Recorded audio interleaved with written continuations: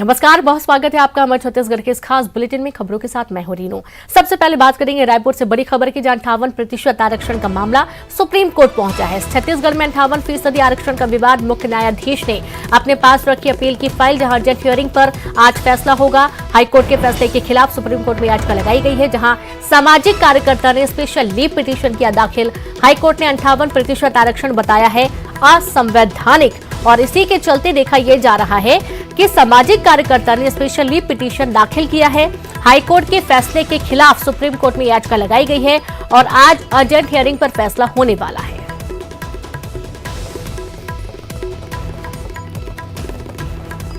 तो हाईकोर्ट ने 58% आरक्षण को असंवैधानिक बताया। मुख्य न्यायाधीश ने अपने पास अपील की फाइल रखी है। सुप्रीम कोर्ट पहुंचा छत्तीसगढ़ में 58% आरक्षण का विवाद। बड़ी खबर है रायपुर से, 58% आरक्षण का मामला, हाईकोर्ट के फैसले के खिलाफ सुप्रीम कोर्ट में याचिका दाखिल की गई है, जहां पर सामाजिक कार्यकर्ता ने स्पेशल लीव पिटीशन दाखिल किया। हाईकोर्ट ने 58% आरक्षण बताया है असंवैधानिक, और ये पूरा मामला अब सुप्रीम कोर्ट पहुंच चुका है। तो आज अर्जेंट हियरिंग पर फैसला होगा। सुप्रीम कोर्ट महत्वपूर्ण फैसला सुनाएगा। बड़ी खबर आपको दे रहे हैं रायपुर से, मुख्य न्यायाधीश ने अपने पास अपील की फाइल रखी है, तो वहीं अर्जेंट हियरिंग पर आज फैसला होगा।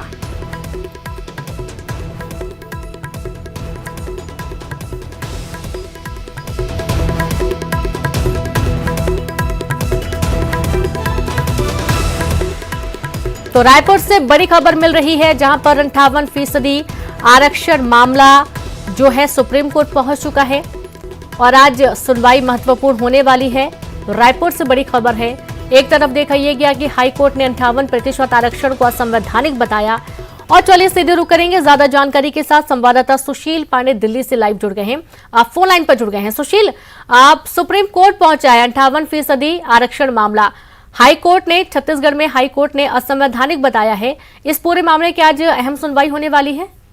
जी बिल्कुल, देखिए रीनू, साफ तौर से फिलहाल छत्तीसगढ़ हाईकोर्ट के फैसले को सुप्रीम कोर्ट में चुनौती दी गई है और साफ तौर से ये कहा गया है कि जो सुप्रीम कोर्ट में जो याचिका दाखिल की गई है उसमें ये कहा गया है कि हाईकोर्ट ने फिलहाल याचिकाकर्ता के उन तमाम दलीलों को नहीं माना है, लेकिन चूंकि जो फिलहाल हाईकोर्ट का आदेश था जिसमें साफ तौर से ये कहा गया था कि सुप्रीम कोर्ट के 9 जजों के आदेश के मुताबिक जो फिलहाल इंदिरा साहनी का जजमेंट है, जिसमें यह कहा गया है कि किसी भी क्षेत्र में आरक्षण का जो कैप होगा रीनू, वो 50% से ऊपर नहीं होना चाहिए। और छत्तीसगढ़ में जो फिलहाल नौकरियों में तमाम लोगों को आरक्षण दिया गया है उसकी तय सीमा 50% से ज्यादा है, वो 58% है। और इसी को फिलहाल असंवैधानिक करार दिया गया है। लेकिन छत्तीसगढ़ हाईकोर्ट ने नौकरियां जो फिलहाल 58% के आधार पर लोगों को मिली हैं उस पर किसी भी प्रकार की कोई टिप्पणी नहीं की है। लेकिन अब छत्तीसगढ़ सरकार सुप्रीम कोर्ट पहुंची है, तो देखना बेहद अहम होगा कि जब आज पूरे मामले की सुनवाई सुप्रीम कोर्ट करेगा तो क्या छत्तीसगढ़ हाईकोर्ट के फैसले को बरकरार रखता है या उसमें कोई संशोधन करता है। क्योंकि सुप्रीम कोर्ट की ही बड़ी बेंच का ये बड़ा आदेश था कि जो किसी भी क्षेत्र में जो आरक्षण की तय सीमा होगी वो 50% से ज्यादा नहीं होगी। लेकिन कुछ राज्य अभी भी ऐसे हैं रीनू जो 50% के दायरे से ऊपर आरक्षण अपने अपने राज्यों में दे रहे हैं। तो सुप्रीम कोर्ट के पास ये एक संवैधानिक मामला है, लेकिन देखना बेहद अहम होगा कि क्या छत्तीसगढ़ सरकार जिस उम्मीद से सुप्रीम कोर्ट पहुंची है, क्या उसकी उम्मीद आज पूरी होती है या सुप्रीम कोर्ट उसी आदेश को बरकरार रखता है। जी बिल्कुल, बहुत शुक्रिया आपका सुशील तमाम जानकारी के लिए। तो आज काफी महत्वपूर्ण दिन है और आप ये देखिए कि 50% आरक्षण के तहत नौकरी दिए जाने की बात तो है, लेकिन 58% आरक्षण जो बताया जा रहा है यह संवैधानिक है, हाईकोर्ट ने कहा। और ये पूरा मामला अब सुप्रीम कोर्ट पहुंच चुका है, जहां पर अहम सुनवाई आज होने वाली है। रायपुर से बड़ी खबर है, सीएम भूपेश बघेल का कवर्धा दौरा। आज सीएम भूपेश बघेल जाएंगे कवर्धा, जहां पंडरिया विधानसभा में लोगों से भेंट मुलाकात करेंगे और इंदौरी साथ ही कुकदूर गांव में लगाएंगे चौपाल। तो पंडरिया विधानसभा को देंगे करोड़ों की सौगात। 68 करोड़ 77 लाख के 81 कार्यों का करेंगे लोकार्पण और भूमि पूजन।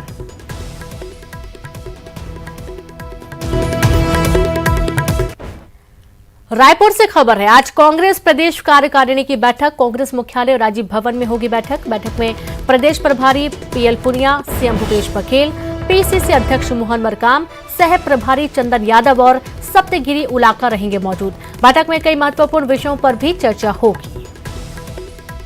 एक महत्वपूर्ण बैठक कल 23 सितंबर को प्रदेश मुख्यालय राजीव भवन में दोपहर 12 बजे आयोजित की गई है। यह मासिक बैठक है जो प्रति माह आयोजित की जाती है। इस बैठक में हमारे जो राष्ट्रीय सचिव हैं श्री चंदन यादव जी के आने का कार्यक्रम आ चुका है। इस बैठक में प्रदेश कांग्रेस अध्यक्ष श्री मोहन मरकाम भी उपस्थित रहेंगे। बैठक में पिछले महीने की जो कांग्रेस की कार्य योजना थी उसकी समीक्षा की जाएगी। आने वाले महीने के लिए कार्य योजना बनाई जाएगी। तो अगली खबर रायपुर से, जहां धान खरीदी को लेकर आज बड़ी बैठक होगी। मुख्य सचिव अध्यक्षता में बड़ी बैठक, वीसी के जरिए सभी जिलों के कलेक्टर होंगे शामिल। धान खरीदी की तैयारियों पर चर्चा करेंगे।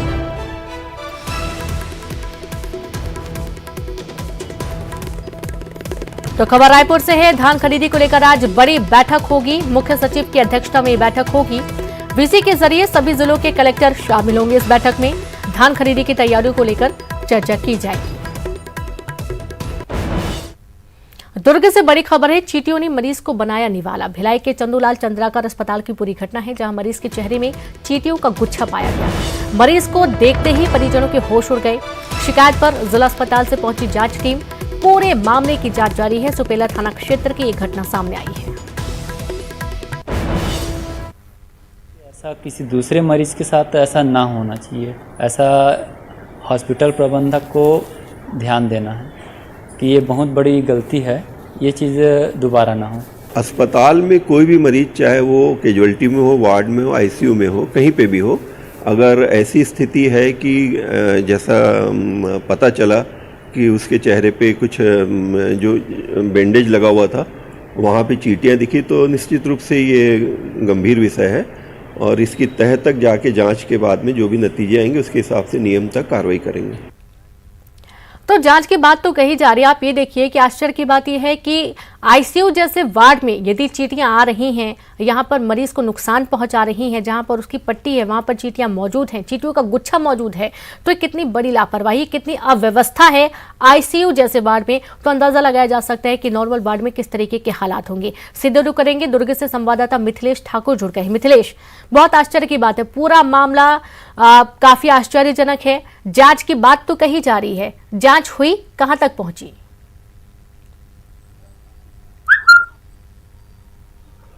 लेकिन इन्होंने ये पूरा मामला जो है वो कल देर शाम को सामने आया था। उसके बाद में जिला प्रशासन तक ये बात पहुंची और उसके बाद में जिला अस्पताल की टीम एक गठित की गई थी, जो 3 सदस्यीय टीम देर रात में करीब 12 बजे अस्पताल पहुंची और उसने पूरे इस मामले में जांच पड़ताल की है। पूरी रिपोर्ट जो है वो कलेक्टर को सौंपी जाएगी और कलेक्टर को सौंपने के बाद में जो दोषी पाया जाएगा ये कार्रवाई की जाएगी, ऐसा ये इनका कहना है। लेकिन सवाल ये उठता है कि क्या ये सिर्फ आश्वासन है या हकीकत में तब्दील हो पाएगा, ये एक बड़ा सवाल है। क्योंकि जिस तरह से आपने देख रहे हैं कि आईसीयू जैसे वार्ड में जब मरीज की देखभाल नहीं हो रही है, जब चिकित्सकों और मेडिकल स्टाफ को भगवान का दर्जा दिया जाता है, वो कितनी बड़ी लापरवाही कर रहे हैं। या 1-2 चींटी नहीं बल्कि चींटियों का गुच्छा यहां पर नजर आया, तो अंदाजा लगा सकते हैं कि कई घंटों से ये चल रहा होगा। लेकिन आईसीयू में जब वहां पर एकदम स्पेशल केयर की जाती है, उस जगह में मरीज को ये चींटियां लग रही है, तो अंदाजा लगा सकते हैं कि वहां पर किस तरह की स्पेशल केयर की जा रही होगी। तो ये बड़ी गंभीर लापरवाही सामने आई है। परिजन काफी परेशान है क्योंकि उनका मरीज जो है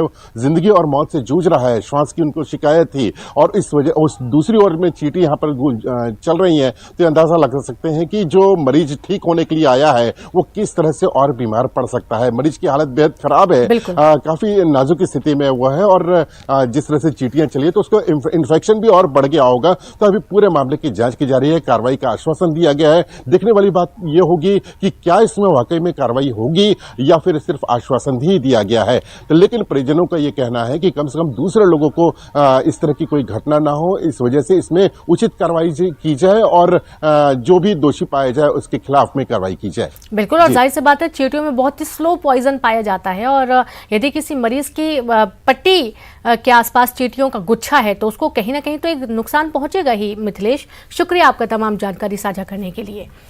अब अगली खबर का रुख करेंगे। दिल्ली से बड़ी खबर है, आरबीआई ने फिर दिया ईएमआई का झटका। जी हां, त्योहारों से पहले दिया झटका।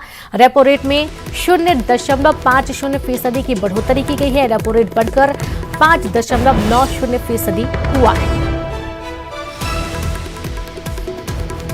तो दिल्ली से बड़ी खबर, जहां पर आरबीआई ने फिर दिया ईएमआई का झटका। त्योहारों से पहले दिया झटका, यानी कि जो लोग ईएमआई पे कुछ भी सामान खरीदारी करते हैं तो उन्हें रेपो रेट में 0.50% की बढ़ोतरी का सामना करना पड़ेगा। रेपो रेट बढ़कर 5.90% हुई है।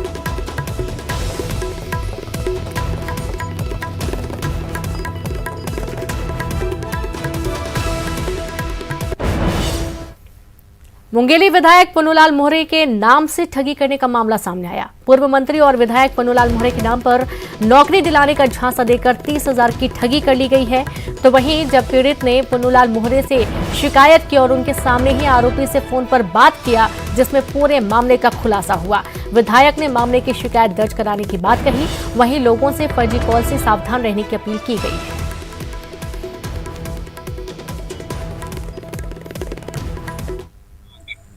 क्या नाम से? विनोद कुमार साहू।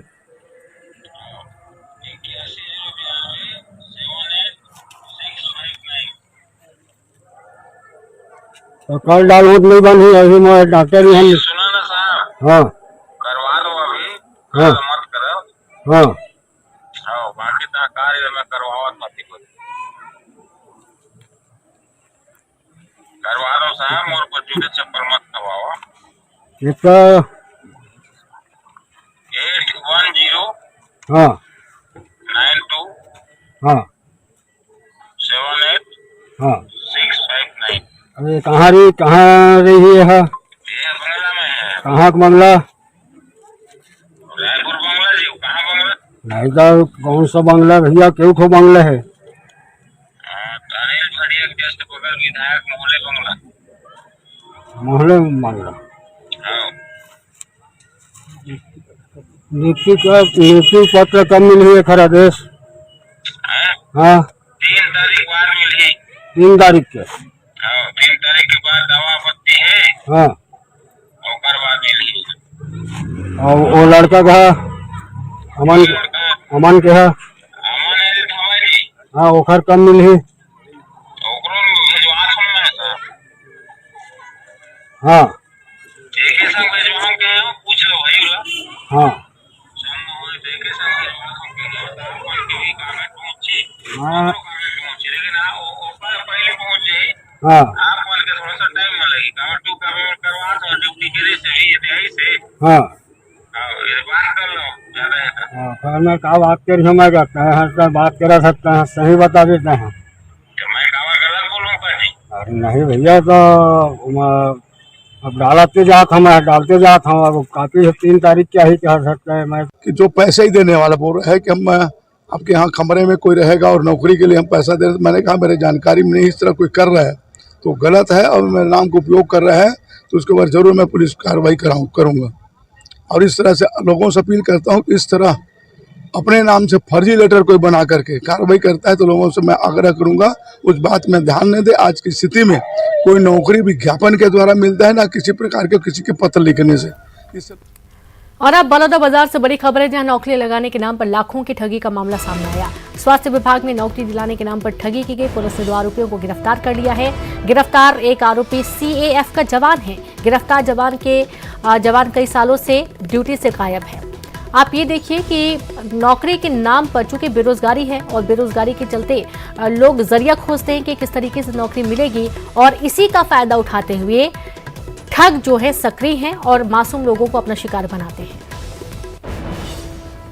में एक दुर्गेश टंडन नाम का व्यक्ति और उसका साथी, उसका जो रिश्तेदार है हीरालाल नौरंगे, इनके द्वारा लोगों से चिकित्सा विभाग में और पुलिस विभाग में नौकरी लगाने के एवज में पैसे की बात की गई थी तथा एडवांस में किसी टोटल 6 लोगों से किसी से 10,000, 15,000, 20,000 रुपये एडवांस के रूप में लिया गया था और इनके द्वारा नौकरी नहीं लगाई गई थी, जिस पर लवन चौकी में वर्ष 2019 में एफआईआर की गई थी। इसमें एफआईआर के बाद से ही दोनों आरोपी फरार थे।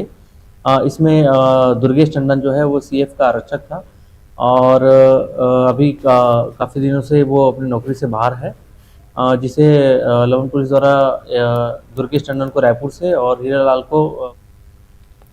और इसी के साथ इस बुलेटिन में इतना ही। नमस्कार।